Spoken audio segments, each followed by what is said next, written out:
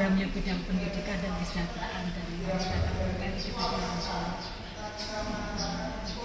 Tujuannya Lebih meningkatkan kepada keluarga khususnya para ibu mampu untuk mendampingi anak-anaknya di era digital sehingga dalam penggunaan alat-alat komunikasi teknologi orang tua itu lebih mengenal dari karakter anaknya masing-masing. Ini sepertinya peserta menyeluruh dari kabupaten kota yang ada di Lampung ya Bu? Ya, terus dari seluruh Lampung, jadi dari 21 cabang terdiri dari 30 pesertanya 130 karena masing-masing cabang rata-rata 5 sih yang kami harapkan, tapi karena optimisme peserta ada yang 7, ada yang 9 ya kayaknya. Apa yang melatar belakang Ibu? Apakah ada satu keprihatinan dari ibu-ibu sehingga seminar ini diadakan begitu Ibu? Memang latar belakang seminar ini adanya keprihatinan yang selama ini terjadi ya Mas, penggunaan alat-alat komunikasi yang ternyata sebenarnya itu bermanfaat banget. Tapi kalau kita tidak bijak dalam penggunaannya, itu kan mempunyai efek yang memang sangat mengganggu di dalam keluarga maupun dalam masyarakat. Maka dalam kesempatan ini sih kami ingin mengajak ibu-ibu untuk membuka bagaimana sih sebaiknya kita menghadapi yang seperti itu. Karena itu tidak bisa dihindari Mas. Itu harus kita hadapi. Hanya yang paling penting yaitu bagaimana kita bijak dalam menggunakan alat-alat komunikasi yang ada saat ini.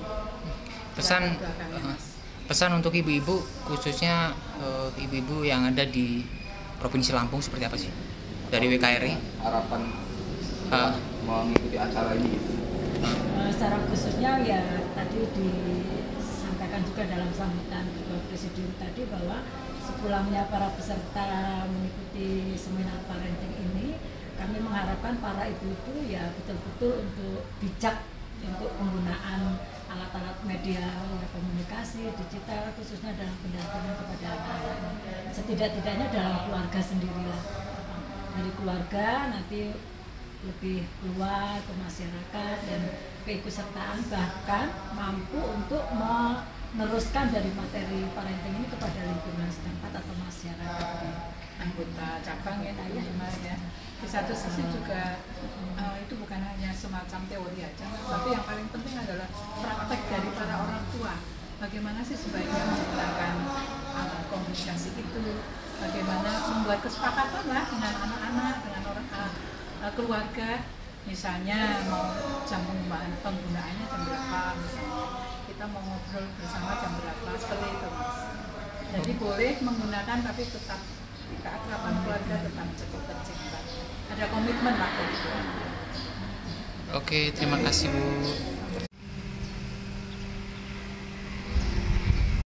Anak adalah buah kasih antara saya dan suami saya, istri saya.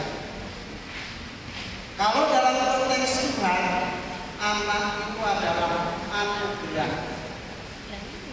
Seminar ini diadakan menurut persepsi Fadil? Seminar parenting itu di era digital itu mendesak, penting dan mendasar, itu menurut saya. Dan keluarga-keluarga Katolik yang adalah Eklesia Domestika, gereja mini, gereja kecil, itu bisa menyikapi dengan arif, dengan bijaksana, bisa memaknai, bisa mencoba untuk menyikapi dengan menurut saya dengan literasi media yang benar dan tepat. Karena media itu di dalam dirinya itu punya nilai yang sangat netral. Dalam arti ketika media yang punya peran untuk menjadi sarana komunikasi dan menyampaikan informasi itu bisa untuk menyampaikan kebenaran, berita sukacita, berita kebaikan, berita sukacita yang juga bisa menumbuhkan rasa simpati, empati, dan menumbuhkan juga rasa solidaritas yang tinggi, tetapi juga sekaligus di sisi lain itu bisa memecah belah. Apalagi berita-berita yang ada di media itu Apalagi informasi dan komunikasi yang disampaikan itu berisi informasi dan berita yang hoax, yang provokatif, yang berisi tentang kekerasan, yang berisi tentang pornografi, sinisme, radikalisme, terorisme, dan juga hal-hal yang mungkin bersifat destruktif atau bersifat berita yang menghancurkan. Maka gereja dipanggil untuk bagaimana kembali kepada spirit awal, rencana Allah semula. Apa yang diciptakan, apa yang ada, buah karya manusia itu diharapkan bisa semakin meningkatkan martabat kemanusiaan, membuat komunikasi relasi menjadi semakin yang jauh menjadi semakin dekat. Globalisasi bisa menjadi lebih fokus, menjadi kampung yang global. Di samping itu juga semakin pelan-pelan rasa kebersamaan, kesatuan menjadi semakin akrab. Lalu orang menjadi semakin mampu mengalami sukacita Injili, kabar gembira lewat media yang ada. Dan orang juga bisa mengalami kasih Tuhan secara nyata lewat berita-berita yang ada. Itu yang menurut saya perlu untuk disikapi, dan yang menurut saya penting adalah orang-orang Katolik, lebih-lebih keluarga Katolik itu mampu melihat, memaknai berita ini dengan cara terus-menerus konfirmasi, verifikasi, dan mengadakan counter narasi. Kalau ada berita-berita yang hoax, itu kita harus membalasnya dengan berita-berita yang benar, yang baik, yang menciptakan kondusivitas, yang menciptakan atmosfer yang baik, yang mempersatukan, yang membuat suasana redup. Di samping itu juga keluarga-keluarga juga dipanggil dan diutus untuk bagaimana menjadikan media itu sebagai tanda bahwa Allah juga terlibat dengan caranya untuk membangun menata dunia ini dengan cara memanfaatkan media secara arif, benar, dan bijak.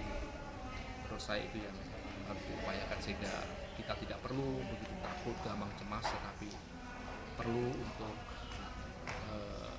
memaknai sehingga menumbuhkan rasa optimisme, rasa pengharapan, rasa sukacita yang semakin besar. Ada banyak solusi lewat media, dan ada banyak berkat lewat media yang ada sekarang ini yang merupakan buah dari hasil dari karya cipta